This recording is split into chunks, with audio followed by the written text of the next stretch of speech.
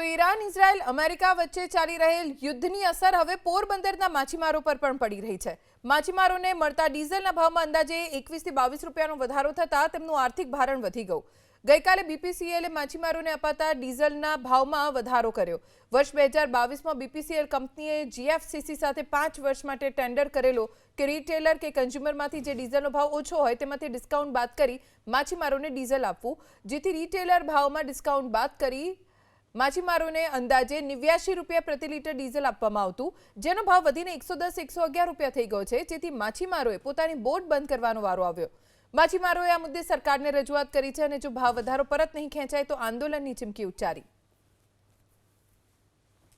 અમારી જે ફિશિંગ બોટો છે એ જે ફિશિંગમાં જાય છે ત્યારે એના માટે પૂરતો જથ્થો લેવાનો હોય છે, કારણ કે 2 થી 3,000 લીટર અમારે ડીઝલનો વપરાશ થતો હોય છે। આ 30 પૈસા માટે 3,000 લીટર ડીઝલ ભરાવવું હોય અને જો આવા 22-23 રૂપિયા જેવા ભાવ વધારા આવે તો આવા ભાવ વધારાથી માછીમાર સમાજને ખૂબ જ મોટો ફટકો પડે છે। આના કારણે જે અમારા જે કંઈ અમારા ફિશરીઝ વિભાગના જે પંપો છે, જે કોઓપરેટિવ સોસાયટીના જે પંપો છે, આ પંપો દ્વારા જે કંપનીઓમાંથી ડીઝલ મગાવવામાં આવે છે, આ ડીઝલ હાલના ભાવ વધારાના કારણે આ પંપો દ્વારા ડીઝલ મગાવવામાં આવતું નથી અને ડીઝલ પંપો જે બધા બંધ કરી દેવામાં આવ્યા છે।